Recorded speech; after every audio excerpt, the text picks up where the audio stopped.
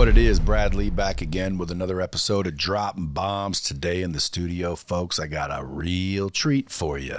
Rich Feola in the house. Hey, what's up, Brad? Thanks for having me. And dude, Rich is both your name and a description. Right. Yeah, that's true. Dude, this says you scaled an agency from $7,000 or $70,000 a month to $4 million a month. Yeah, in like 18 months. So what makes you like capable of doing that? Are you like a tech guru? Where'd you come from? How do you know that? And by the way, folks, if you guys don't know who this dude is, you can find him at the Rich Feola, Feola on Instagram, or at Solar Exclusive. He owns a company called Solar Exclusive, which is the largest independent marketing agency in the residential solar industry. And dude, you generate tons of leads and appointments for solar companies. That's right. Yeah.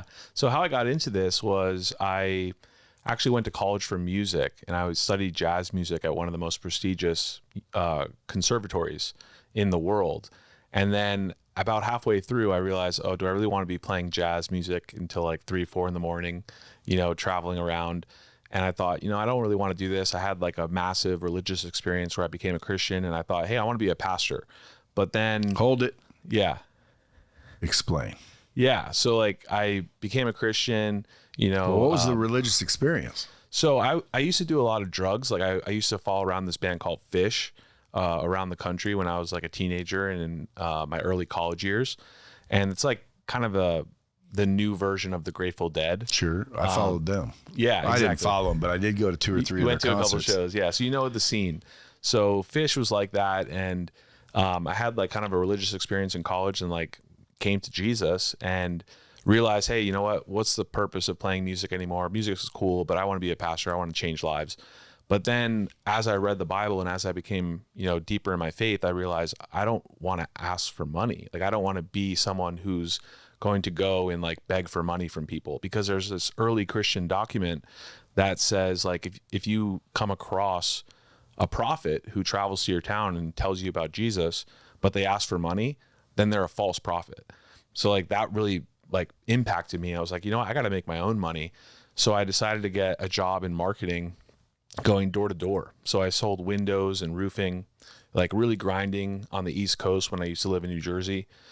And it was tough, but I was like in my early 20s making 6 figures a year, and my family was like blown away. How are you making 6 figures knocking doors? And it was amazing. But my dad convinced me, you need to get a real job if you want to settle down and have kids and have a family. Probably can't knock doors forever. And I thought, that's probably true. So I became a financial advisor. I got all my licenses and everything, became a financial advisor. And I realized that the financial advisors used archaic marketing tactics.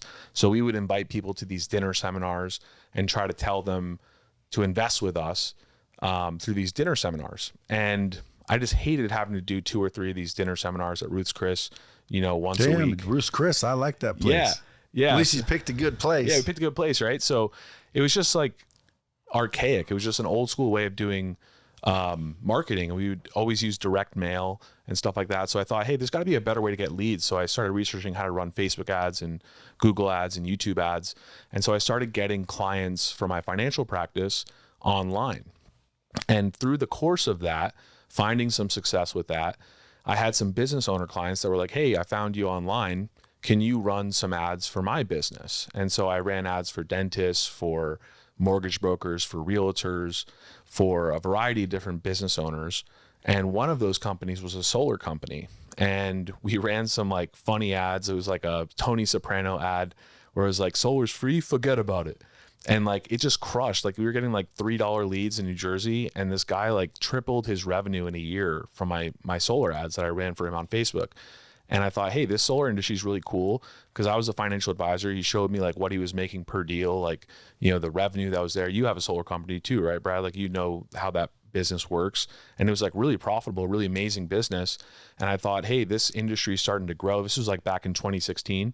So I thought, hey, why don't I ditch my financial practice, sell that off, and just focus 100% on solar marketing. So I had my wife, who's a graphic designer, design a logo. Company came to the top of my head. I just thought Solar Exclusive. we do exclusive leads for solar. So why not do solar exclusive? It was a great name. It was great for SEO, and it just kind of boosted us. And we ran a couple ads, and we got like 20 solar companies that wanted us to run ads for them in the first month. And I thought, hey, I got to do this full time now. And so then we kind of went through the ringer trying to learn how to do this for like multiple different markets, because every state is different for solar, different incentives, different electricity rates, all different, methodology depending on the state. So, we struggled along for a while. We got up to about 300 grand a month in revenue. And then I was like so stressed out because I was working 100-hour weeks, and I opened my laptop one day at the office, and I got that dreaded alert in 2019, which a lot of digital marketers got back then, which was Facebook has shut you down. You can't advertise anymore. And we lost 120 clients in one day. And we were at 300 grand a month. Now we're down to 0. And I was thinking, what should I do? Should I just go into coaching? Should I just like ditch this business? This is obviously like a really big challenge, a really big setback. But I was listening to that episode you did with Trent Shelton, where he said like every setback is an opportunity for a comeback. And, that reminded me of this point in time 5 years ago when we lost our business, and I decided that I was going to restructure it. So I restructured it a different way, which is kind of unorthodox for a lot of marketing agencies to do, because most marketing agencies structure their business where there's the agency owner, there's maybe one salesperson, or the agency owner does all the sales.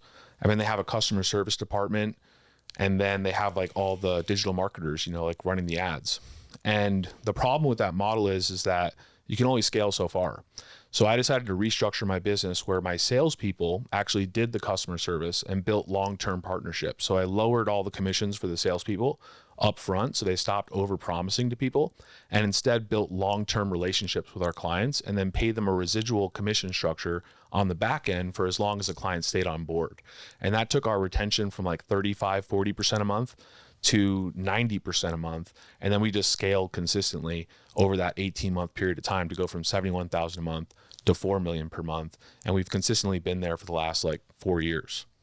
Sweet. And now we're expanding to like other niches. So we have basically our vision for it is like Home Advisor is like, the home service pro lead distribution network. We want to be like the boutique agency model for home service pros, but for exclusive leads. So we have turf exclusive, windows exclusive.com, kitchen bath exclusive.com, roofing exclusive, HVAC exclusive. So we're just branching out now outside of solar, because the same success we've had in solar is very similar to a lot of these other service businesses. Just how do you generate a lead that's a good enough quality to generate an actual appointment for an in-home estimate? That's what we're experts at. Cheap enough to cheap enough that be feasible. Yeah, that generates a good cost per acquisition. So that's our expertise, is just getting in-home estimates for home service pros. Now we're expanding to other niches. Well, buddy, you're going to be a wealthy man. I hope so. Well, I already know so. If you can do that successfully, like what business doesn't want leads? Right, exactly. If I'm a not home based, but a home services industry, and you have legitimate leads, especially exclusive, I'm in. Like, how much are they? Let's go. And if I can turn that into a profit, dude, I'm going to be buying them from you. What about volume? Like, don't they dry up? No. So we focus on distributing them across multiple platforms. So obviously Facebook's probably the largest amount of digital marketing spend on any platform currently, but there's also, Google Display Network, PPC, YouTube. So we do a real comprehensive strategy where we're on TikTok, we're on YouTube, we're on Google, we're on Facebook, just so people become omnipresent. So we could follow people around the internet no matter what platform they're on when they're interested in a home service upgrade. And the cool thing about Google and YouTube is that you can actually get people who are in the market for solar or in the market for windows. Yeah, because the targeting, like they're actually this side or that side or what? Yeah, like they're searching like, window quotes in my area or solar company in my area. And like, sometimes we get a hard time from people like, it was tough closing these leads. But like we'll have 2 clients in the same area and they get the same types of leads. And one just absolutely crushes it with an amazing cost per acquisition, making tons of money. And the other one just like, these leads suck, but like, if you can't sell solar to someone who has been searching online for solar, then like you should probably like go drive for Uber. You know, if you can't sell solar, you can't sell anything. It's like the easiest thing in the world to sell. Like you're saving people money. Yeah, but you got a natural upsell opportunity right there. Yeah. You know what it is? To all the other home upgrades, you know? No. Well, that too, but no. Training. Right. The reason they can't sell your leads is because they suck.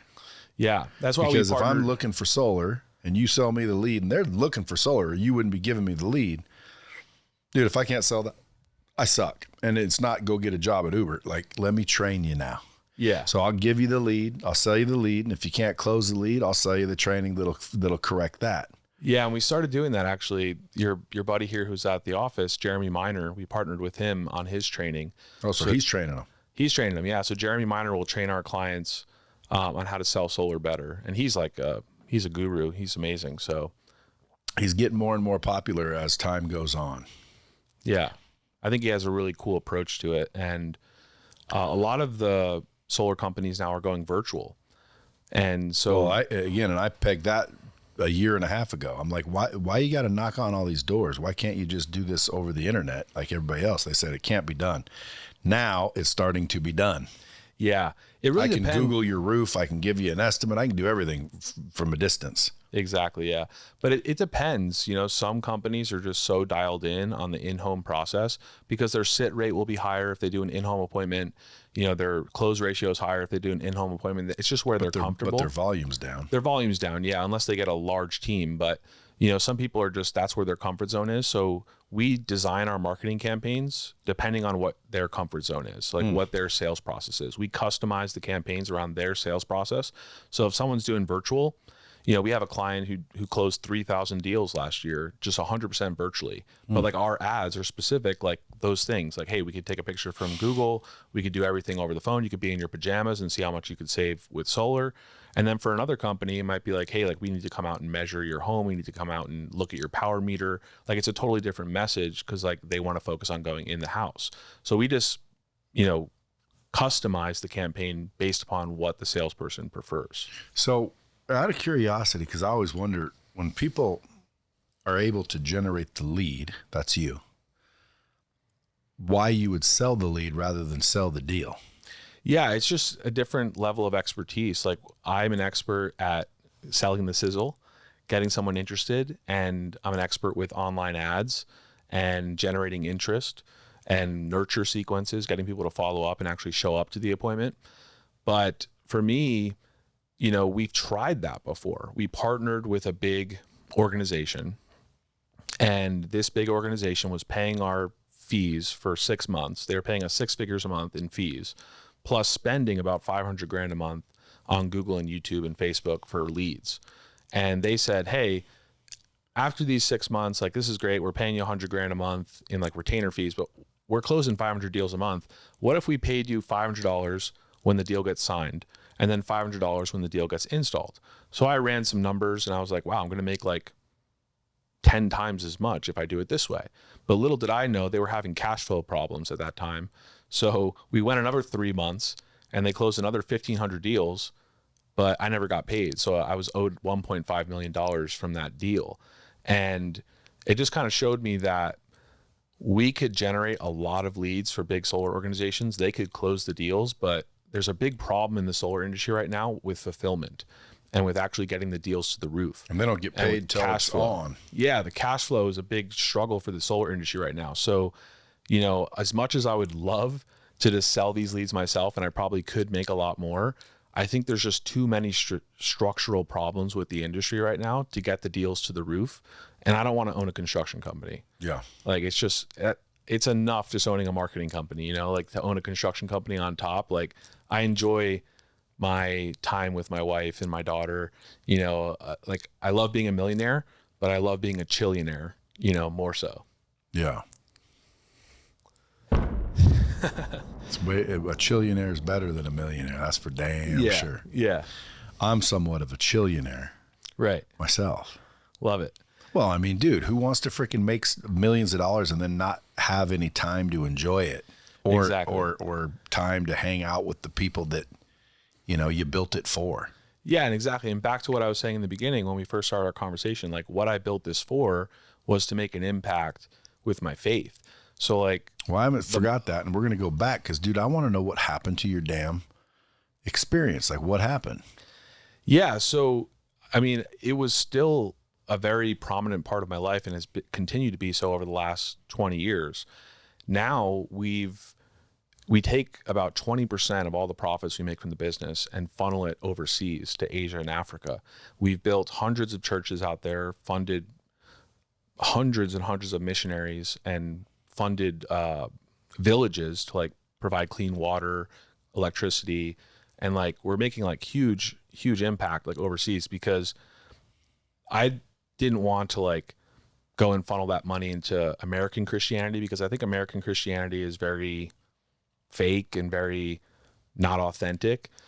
So I partnered with a great organization out there in Asia and Africa, and like the amazing stuff that's happening out there is just wild. Like people who are blind seeing, people who, you know, couldn't walk or walking, and like this amazing stuff, planting these churches. Actually, a bunch of our churches got burned down in India from some of their religious persecution, but like we're still pushing money out there to like help these people out there. And because it's such an epidemic out there, like we have first world problems out here, but like in the third world, it's like totally different, and they really need Jesus a lot more than Americans do. Well, that's awesome of you. You know Jesus' real name, don't you? Yeshua. That's HaMashiach. Right. That's right. Yeshua HaMashiach, Jesus the Christ. Yeah. Well, Yeshua. That's right. Yeah. A lot of people don't know that. Yeah. You just got to read it in the Hebrew.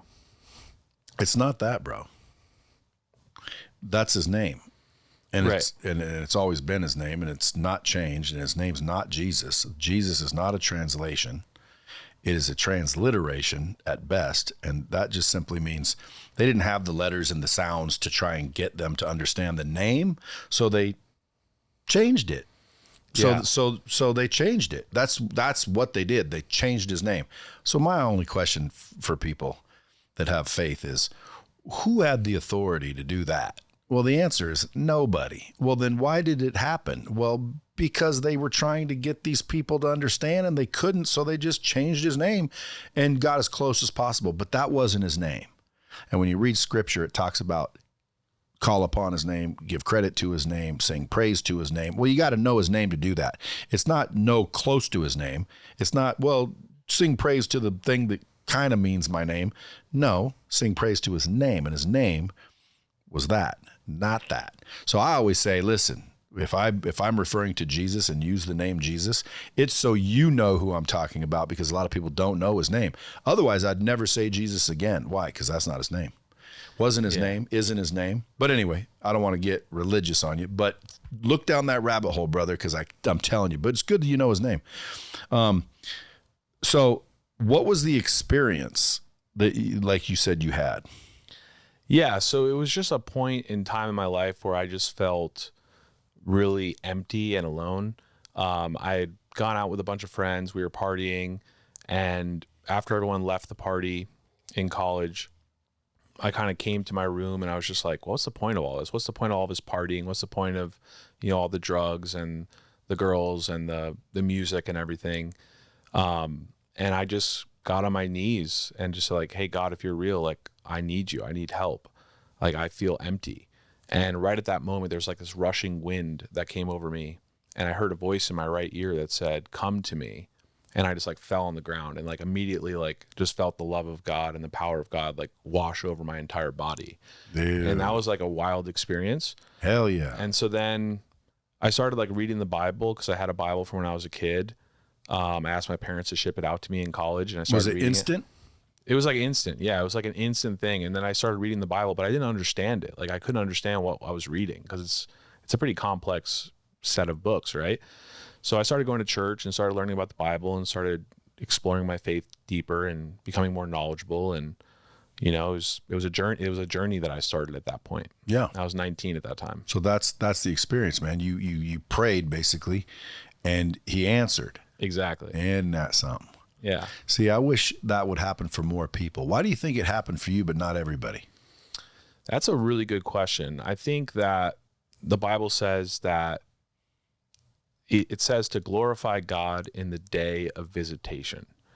And I think that at some point in everyone's life, I think it's different for everyone, but there's going to be a day of visitation. It's going to be a day when God meets you face to face and you have a choice. Like, am I going to surrender, or am I just going to keep stubbornly pursuing my own interests? Well, I hope I didn't miss that day.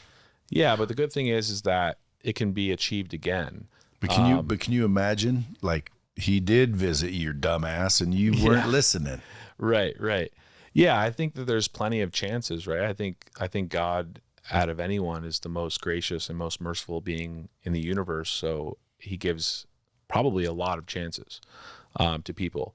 I don't think it necessarily means there's just one day of visitation or one moment, but I think that everyone at some point in their life, maybe multiple times in their life, will reach that point. And it's just a matter of whether they open themselves up to that possibility or if they close themselves off. Yeah. Or whether they're open to that message. Yeah. Because sometimes, dude, I hear what I consider my intuition. Well, some people say, that's not intuition, brother. That's God. Right. And then I think, well, again, is it? You know, I've never had an experience like yours where, like, whoa. But if I ever had a whoa experience, well, then I could probably get a little bit more into it, I guess. Yeah. Because a lot of people go, when I talk about God, they're like, you know, I didn't know you were religious, and I'm not religious. Right. You know, I'm faith-based. What does that mean? Well, I know that there's a creator. Mm-hmm. You know what I mean? Yeah. Everything else is, I don't know. And by the way, anyone that claims they know, like you claim you know, people claim they know. I don't think you know. I think you decided. And from a guy like you that, like, felt that, you felt that. Well, dude, that would help convince me pretty heavily too. But I've done it. I've, prayed about it, and, like, I don't get any winds blowing through my room, and I maybe he doesn't, maybe, I don't know, but I hope it happens for me, dude.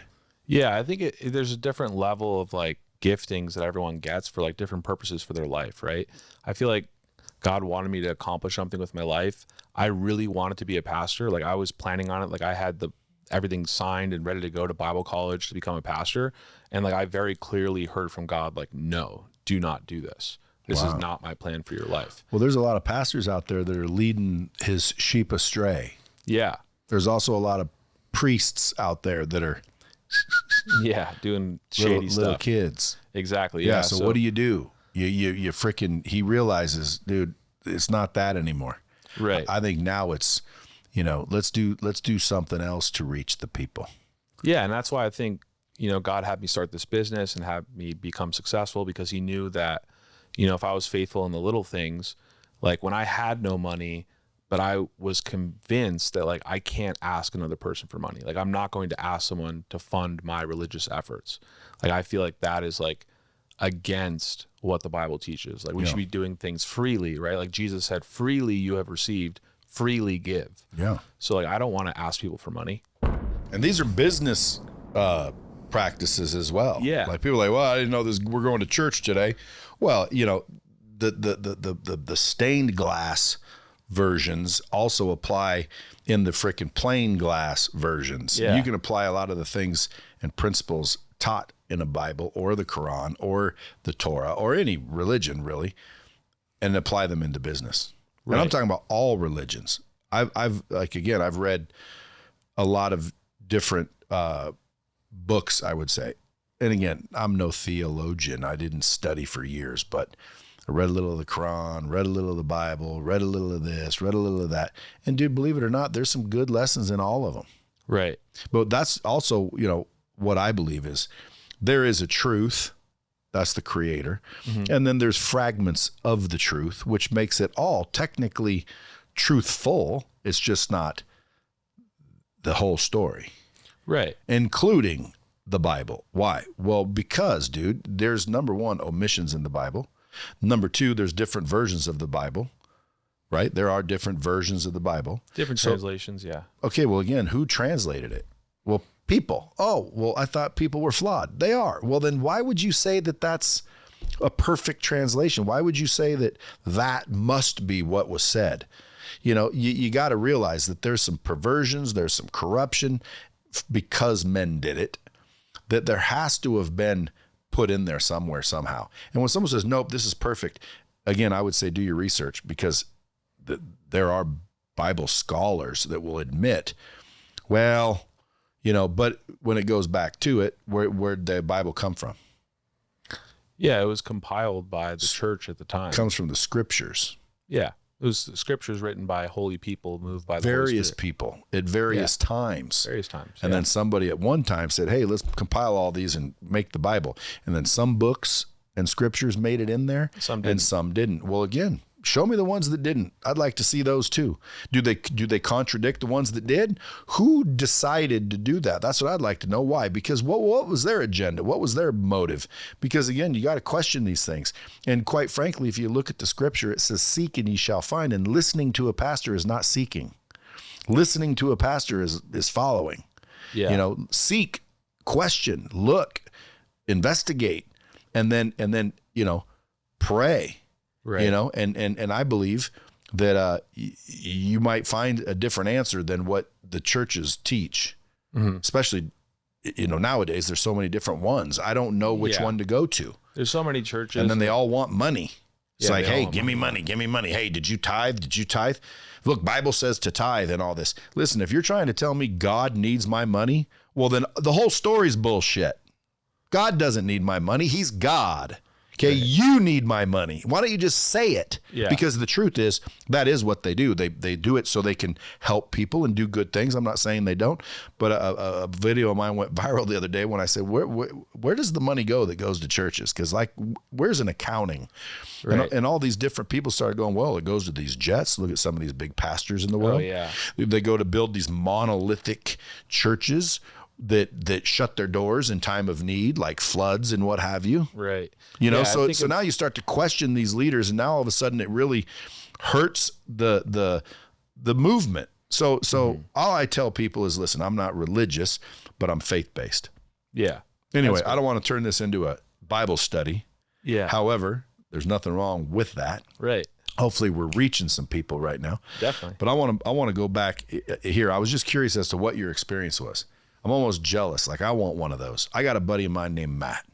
Dude, he says he's literally prayed over people and seen miracles, and they happen all the time. To him, there is no question. He is 100% for sure. And, I'm like, how are you so sure? And he says, man, he's seen, short arms extend, grow.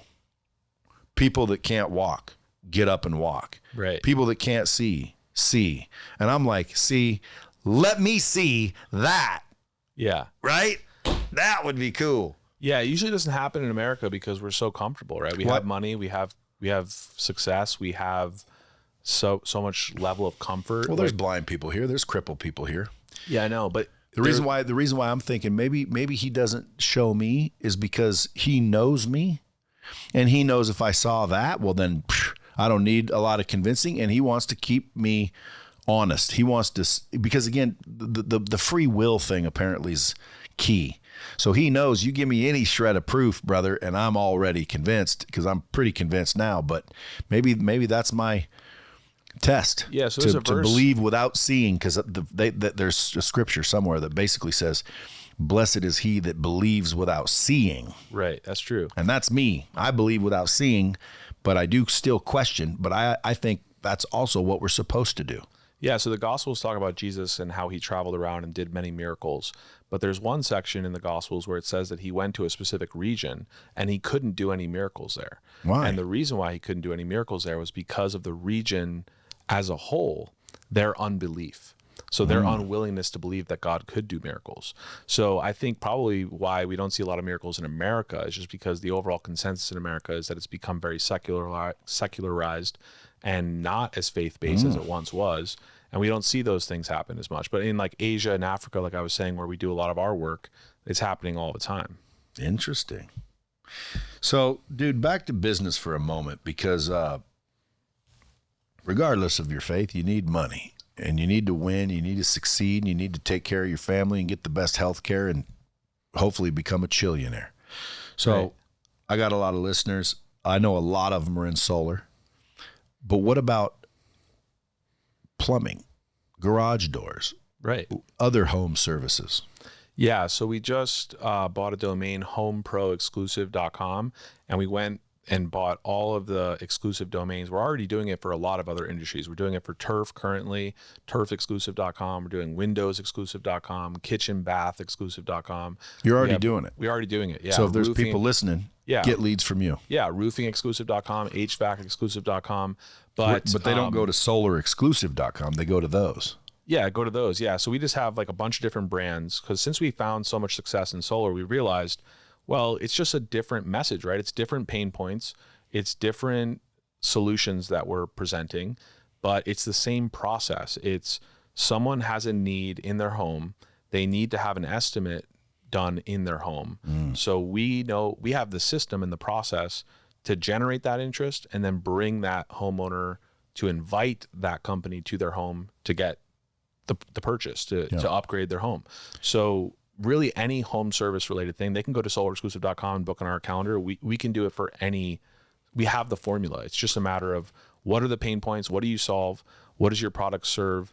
And how do we get those people in how do we get you in their house? That's really the answer. And this says, dude, you've 3 million leads in the solar business. So like you're setting a lot of appointments. Are you setting the appointment or are you just generating the lead? Yeah. So we have a call center also that we provide at no additional cost. And we set the appointments for the solar professionals. Wow. Now, if a solar company already has their own call center or they already have their own appointment setters, that's fine. We just send them the leads. But a lot of companies, they prefer to have the full service. They want us to call the leads and set the appointments as well. So we have both options.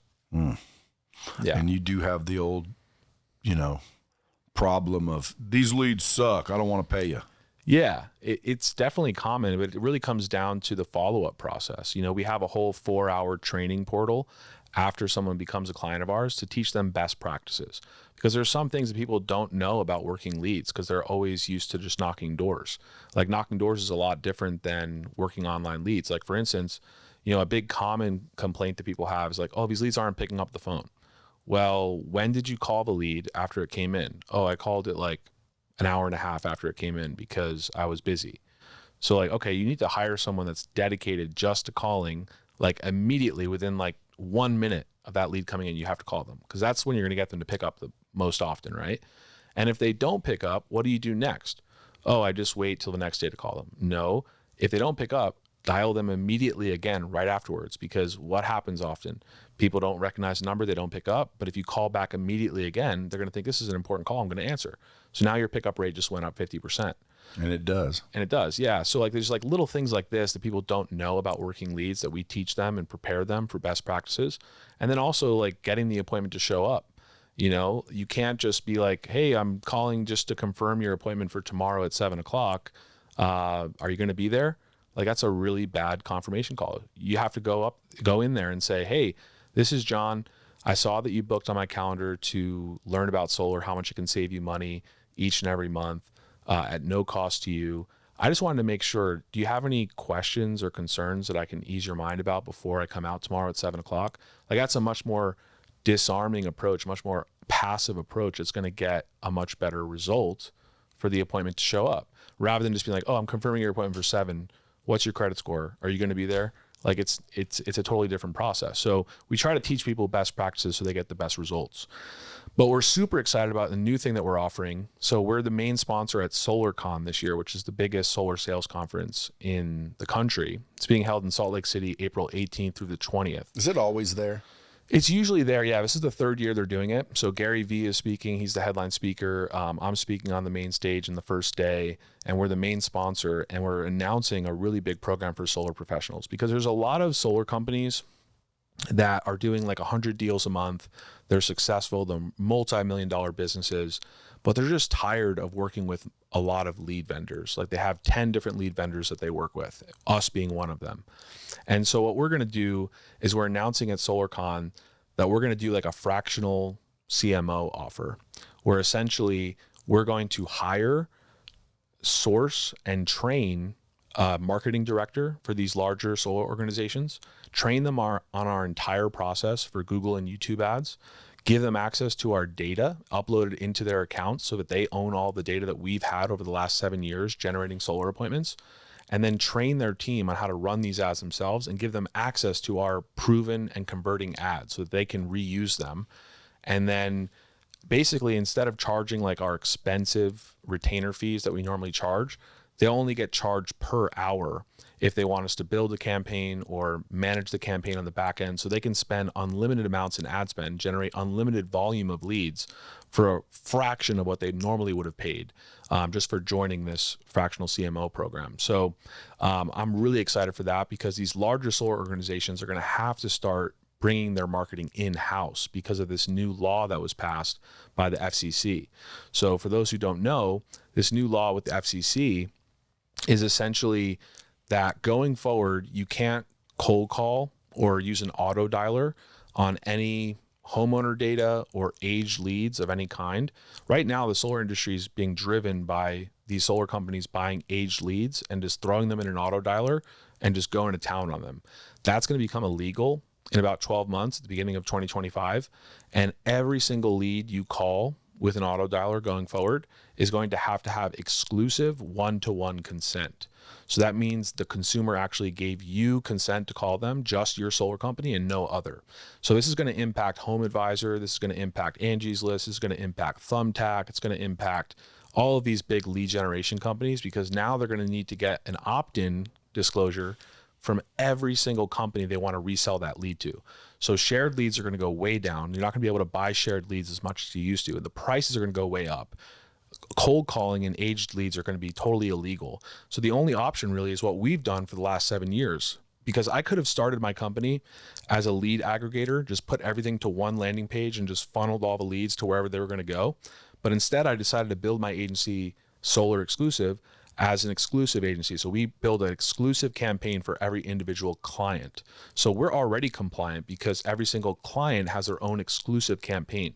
So now that this exclusive one-to-one consent's required by law going forward, a lot of marketing companies are going to have to bring their marketing in-house, because a lot of their lead vendors that they're relying on right now that are selling these shared leads are going to become way too expensive to be able to maintain their cost per acquisition. So they're going to have to build an in-house marketing team. So we're going to be pioneering that and helping these larger solar organizations. Now, for the smaller solar organizations, they can just hire us to run these exclusive campaigns like we have already up to this point.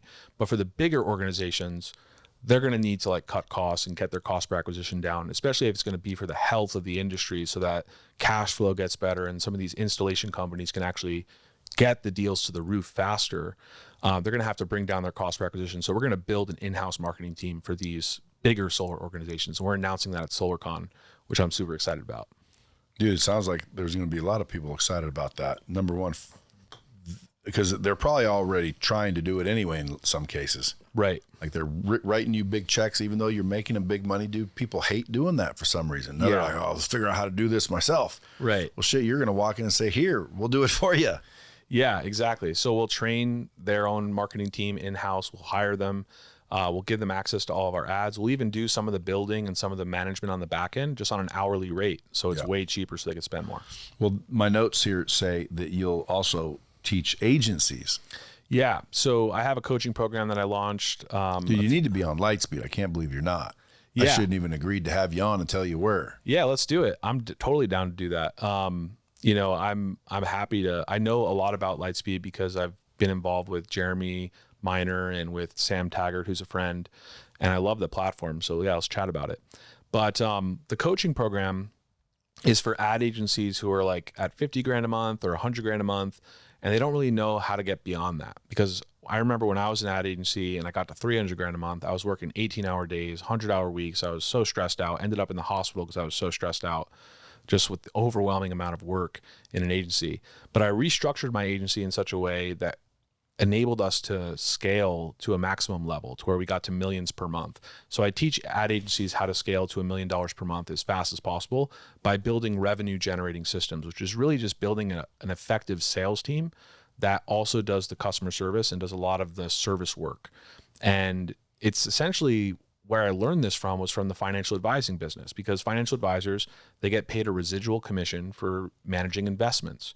So I decided, hey, I'm going to totally turn my agency on its head and have my sales team have their own book of business.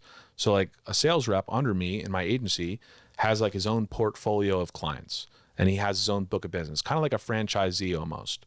And he gets paid a residual commission for how long those clients stay on board. So he's incentivized to make sure that they're getting great results, make sure that they're having a long-term partnership, and he makes more money the longer the client stays on, rather than just getting paid an upfront commission and then he's on to the next prospect and just over-promising the world to every prospect. Because that's what most agencies do. They over-promise and then they under-deliver, and the clients cancel very frequently. It's a churn machine. So we totally turn that on its head. I teach agencies how to do that, and that's at ad-visory.com. So it's a play on words, advisory, ad-visory.com. But ad hyphen dash, not the word dash. Yeah, hyphen, yeah. Yeah, ad hyphen advisory.com. Yeah. So that's for ad agencies, and for or people that might want to start one. Or do you have to be established? No, you could. Yeah, we have a program that teaches you how to start an agency too, and how to do it so that you don't have to be overwhelmed with sales, customer service, and even delivery. We teach you how we could actually run the ads for your agency so that you could just be a silent owner. If you want to start an ad agency and make money doing leads, like we'll show you how to hire the salespeople, show you how to manage the agency, and then we'll actually run the ads for you so that you don't have to learn how to like run Google ads and run Facebook ads and all that stuff. How much money have you spent on ads over the years? We've spent over 140 million on ads in the last like 5 years. Because there's a lot to learn. People don't understand, man. When people come to me, because obviously people come to me like Jeremy, who want to sell content online, and they don't understand the difference between Lightspeed and these other platforms. And once I explain the difference, bottom line is there's the system that we offer, and then there's marketing. So they go out and hire these people that took, Tai Lopez's 67-step program, and they think they're marketers when they're not. They understand a little bit, but that's about it. You got to really dig in and figure out all these platforms, continue to understand these platforms, understand the strategies, buyer psychology. Like, it's deep stuff. So if someone's like, I want to do it myself, well, good luck, if you ask me. Yeah. Because again, we here at Lightspeed, we've been doing it ourselves, and we ain't very good at it. Now, the fact that I'm making money doesn't mean I'm killing the game. Some people say, "Oh, dude, I thought you're successful." Well, we are, but not like very. And the reason why, ultimately, because people go, "Why wouldn't you?" Well, number one, I was getting prepared to scale. You don't want to scale chaos, right? So I'm about ready to do that. Can why do I have to be a solar company or a home services? Why can't you do it for like my other companies? Absolutely could. We have a number of clients who are in the coaching space or the consulting space. It's just that we don't really focus on it. Like when we're driving our marketing systems to acquire clients, it's mostly in the home service space because that's where we get most of our testimonials. But I have a guy, I was on his podcast a couple weeks ago, and he has like a passive investing course. So we built out a funnel for him on how he can teach busy entrepreneurs how to invest in real estate, and like that funnel's killing it. So you built it out from creative to copy to everything? To everything, yeah. Nurture sequences, built it out, and then we run the ads for them. So again, that's, to me, you guys need to follow him.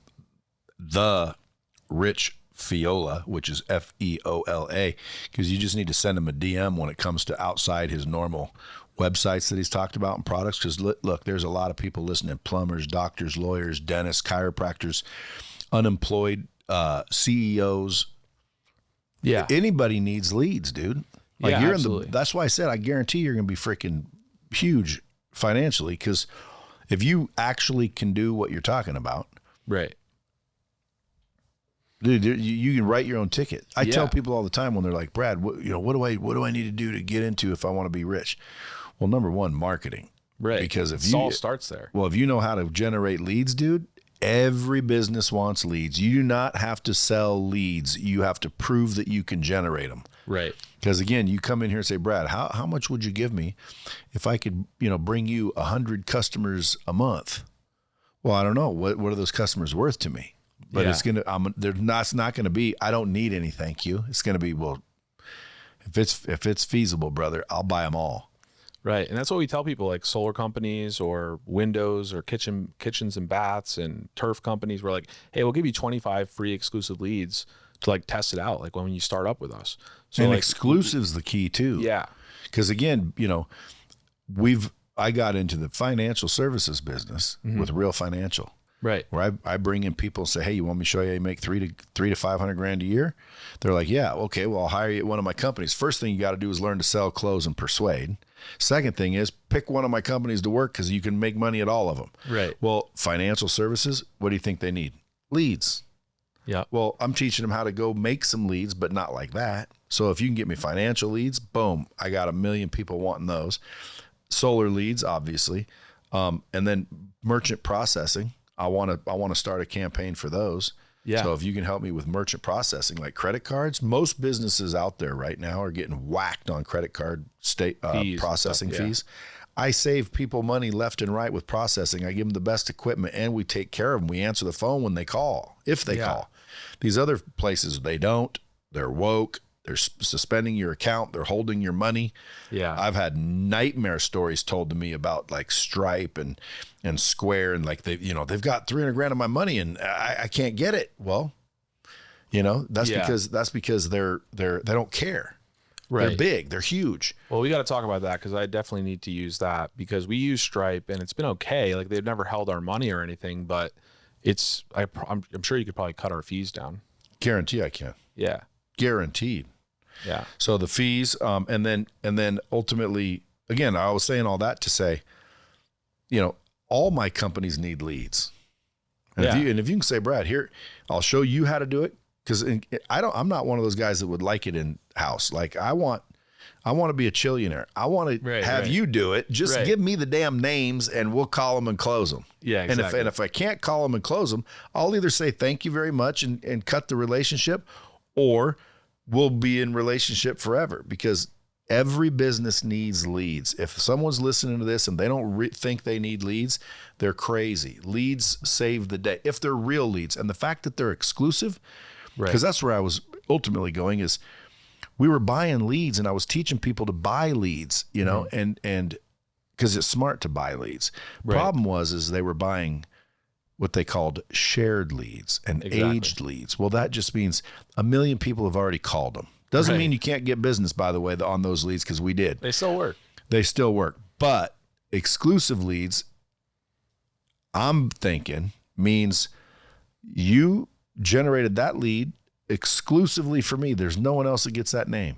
Yeah, exactly. And that's freaking golden right there, dude. Yeah, and that's why we focus on that initially, because it was a differentiating factor 7 years ago when we started the company. It was like, there's all these shared lead companies. Well, let's call our company solar exclusive. Let's call it Windows exclusive, roofing exclusive, because we wanted to focus on that exclusivity because it is a differentiating factor. How do I know?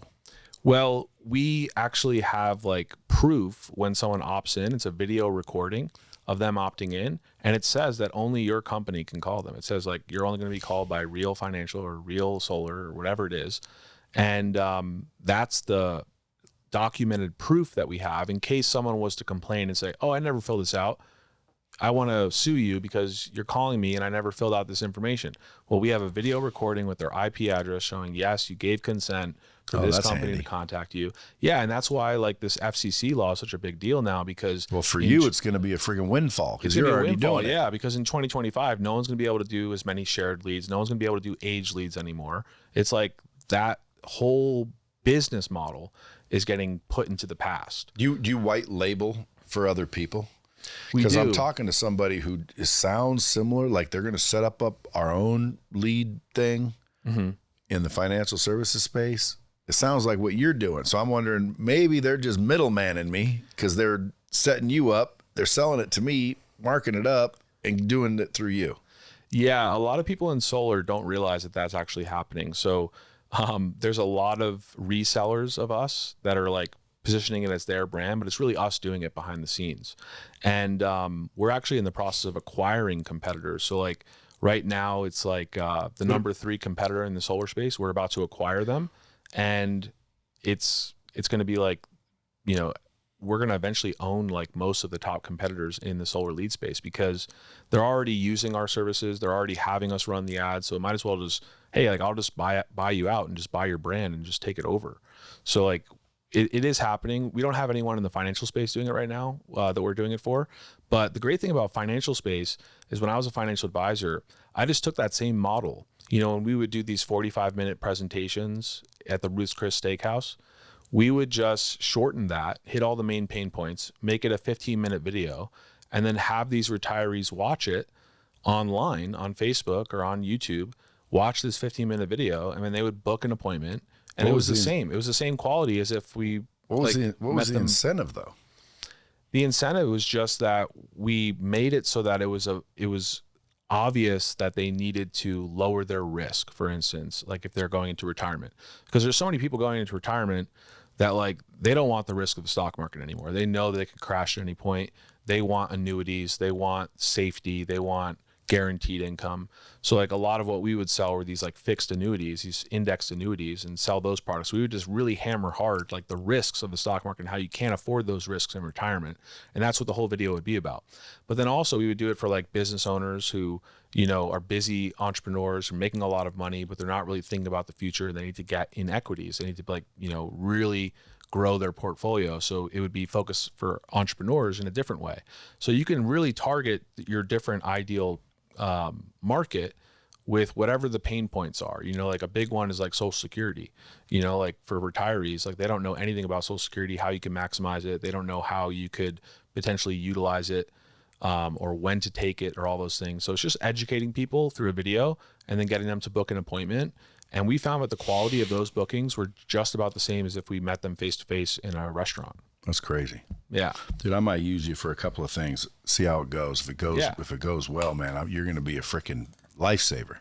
Yeah, I'd love to work with you. Now this says coaching Alex Hormozi and Cole Gordon. Now Cole's the closer.io guy? Yeah, closer.io. So Cole came to me when I first launched ad-advisory.com. And he was at about 150 grand a month at that time in his business. And he was like, Rich, like he was helping me like hire some salespeople at that time. And he was like, Rich, how are you at 2.5 million per month right now? Like, I can't even like wrap my head around that. Like, what are you doing? And so he joined my program and we had a series of conversations where I taught him like this franchise model, like this advisory model where it was like, you have like these account managers and they all get a book of business and they all get residual commissions. And it like dramatically increases all these aspects of your business. And so he implemented that and now he's at like 4 million a month. Like, and what about Hormozi? Yeah. So Hormozi booked a call with me about 3 years ago because he had an ad agency originally. And then he built Gym Launch, which is like his big business venture. And he was just curious as like how I grew my agency to 2 million per month in 1 year. So he booked a call with me and he learned a bunch of things about the agency model. And like he adjusted his agency to fit kind of how I was doing things. And that was 3 years ago, like before he like really blew up. Like I knew who he was at that point, but now he's like viral, but it's cool that, he's mentioned me on his podcast a number of times. And I have people now booking calls for advisory and they're like, oh, you're the guy that Hormozi was mentioning on his podcast. I was like, who is this guy? I can't find him. Cause like, I've never really been big on social media. Like I'm all about that chillionaire lifestyle. I don't get sucked into social media, even though I do social media for a living and ads. I barely spend any time on social media. I haven't focused on building my channels and stuff. Or your now brand. I hired someone to start doing that. Or your brand. Or my brand. Yeah. I just had my head down, just like focusing on leads and growing businesses. And well, you know what, dude, that's going to pay off. Why? Well, because listen, this podcast is going to get you tons of exposure, right? But if you're full of shit and you can't do it, well, what are you going to do with the exposure except worsen your reputation? Yeah. So I didn't want to like build a huge brand and then try to figure stuff out later. I wanted to figure out how to get leads and build a business first. Now That's I have a how you really do it. successful 9-figure business. And now I can focus on the brand, now I actually have something to talk about because I actually did it. Yeah. Well, that's the correct blueprint. Go out and do it yourself, be successful doing it yourself. So you know exactly how you did it and then turn around and help other people do what you did. Yeah. A lot of people want to build a big brand and then claim that they're able to do all these things when in reality, they're not capable of that. They've got a brand and that's all they've got. Yeah. They're getting rich from their brand, selling courses about shit they've never done. Right. And a lot of people say, well, Brad, you're in that business. I personally am not in the business. This is my software company, Lightspeed, helps a lot of people build and sell courses. And I can't like vet every single one of them, but I definitely look into every single one of them. Right. And there are some people out there, fortunately not on Lightspeed. Matter of fact, there's a way you can tell if they're full of shit. they're Yeah. not on Lightspeed. Right. Because if you really understand Lightspeed, Lightspeed's the only training system out there. It's not a hosting solution. These other platforms people use to train you, Right. they just host videos. Yeah. They're not exactly. training technology. Ours Right. is training systems. It's a system to train you. That's what I really like, because you could see how much they've absorbed. You could take quizzes and stuff. Well, on even the more than content. that. I'll explain it to you. But I'm telling you, Lightspeed, once you know the difference, it's a training technology. So if you aren't interested in training your people, you're just interested in selling a video, well, then you wouldn't be on Lightspeed. So that's how you can kind of start to wonder if they're real. Why? Yeah. They're not on Lightspeed. All the real ones are on Lightspeed. Grant Cardone, Brian Tracy, Zig Ziglar, Jeremy Minor. No, keep going. Like, they're all on Lightspeed. Why would they all be on Lightspeed? Well, because those people care about delivering the information to a point where you learn, because they are smart enough to realize, number one, they want to make an impact. But number two, they realize, dude, if they don't learn and they start talking shit, who are they talking shit about? Not the delivery platform that you decided on. It's you and your content and your brand that suffers. Yeah. Freaking Lightspeed commercial, folks. Yeah. But like, it was strategic for me too, not building my brand initially, because I built Solar Exclusive and I built all these exclusive brands because I didn't really want to be the face of them, because I want to be able to exit at some point. And like, if I'm so connected to the business, like I'm the face of the business, and like I have this big brand, it's going to be really challenging to exit the company if people, like, because a lot of people don't know who Rich Feola is in the solar space. They know who Solar Exclusive is, but like, who's Rich Feola? I never heard that name before. But like, they don't put the two together, because I built a brand, like an actual business, rather than my personal brand, and having that tied to it. So even though now I'm doing a lot more content, it's that was kind of my initial fear of doing it, because I don't want people to always just think of me when they think Solar Exclusive. I want them to think, oh, Solar Exclusive gets results for solar businesses. Yeah. Well, dude, you got a brain in your head. That's evident. Now I just got to get on Lightspeed, right? You're doing shit right. Well, dude, I appreciate you coming in. Yeah, thanks for having me, Brad. And Good I'm job. I'm a local here in Vegas too, so we should get together, smoke a cigar one day. Oh yeah, for sure. Well, I'm glad you came in. Obviously, people listening are glad they tuned in. Folks, I mean, again, if you really want to find them, the Rich Feola, Feola, is probably easy if you have other reasons. Or go to Solar Exclusive if you're in the solar business. Yeah. Go to add visory, visory.com. And I'm sure you can connect with him somehow in those three. Any other way to get a hold of you? Yeah. So for entrepreneurs who, aren't in like the agency space, or aren't in the solar business or the home service business, they can check out my site, 9figuresecrets.com. With the 9 or the word 9? Both. I got both, so that it doesn't matter. But 9figuresecrets.com. Yeah. So you go there. I have a free video newsletter. It's called 9 Figures in 9 Minutes. So I do a 9-minute video just talking about different principles that have taken me to get to 9 figures. And it's about lead gen. It's about sales. It's about mindset. Just a whole bunch of good stuff there that you can get for free. And it's a place that any entrepreneur can benefit from. Boom. Folks, you heard it here first. Rich Feola. Appreciate you coming in, dude. Yeah, thanks, Brad. And guys, listen, don't say I didn't bring you nothing. And as always, until next time, keep it real.